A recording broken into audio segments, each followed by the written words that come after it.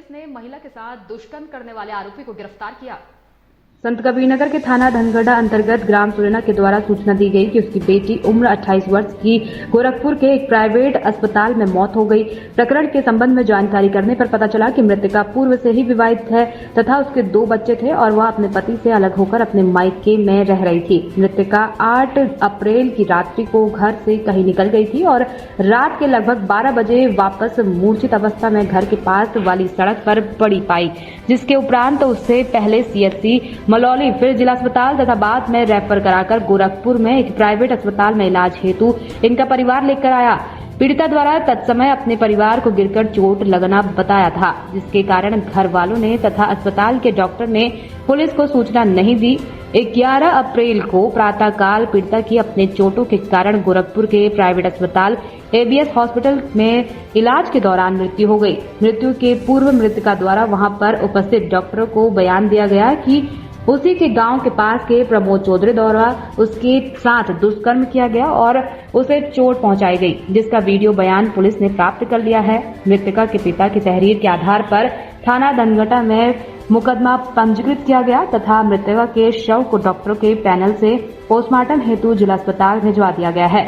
सूचना प्राप्त होने के 2 घंटे के भीतर थाने की टीम द्वारा अभियुक्त प्रमोद चौधरी को घटना में प्रयुक्त मोटरसाइकिल समेत गिरफ्तार कर लिया गया है तथा उसे मेडिकल परीक्षण हेतु भिजवाया जा रहा है। घटनास्थल का निरीक्षण समस्त उच्च अधिकारियों तथा फील्ड यूनिट द्वारा करते हुए साक्ष्य संकलित किए जा रहे हैं। पूरा मामला था ये आज सुबह धनगढ़ा थाने पे एक सूचना मिली। हमारे पास के एक गांव है, उसी के एक व्यक्ति द्वारा सूचना दी गई कि उनकी बेटी जो 9 तारीख को चोटिल अवस्था में घर के पास ही मिली थी, उनकी मृत्यु आज प्रातःकाल, कल रात्रि और आज प्रातःकाल के बीच में गोरखपुर में एक प्राइवेट अस्पताल में हुई है।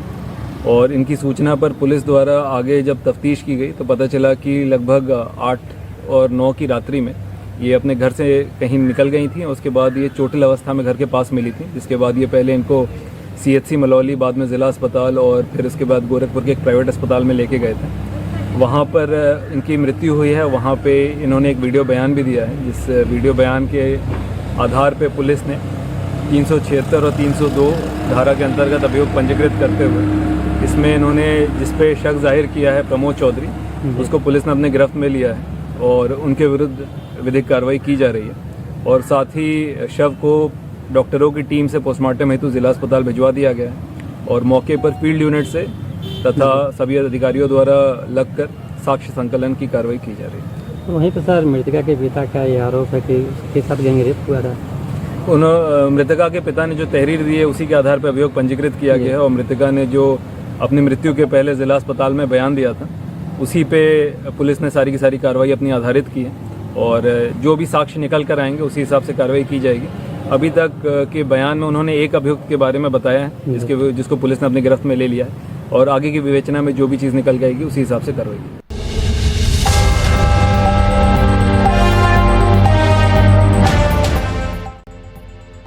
हम हैं एक्सप्रेस न्यूज़ भारत। आइए हमारे साथ जुड़ने के लिए संपर्क करें।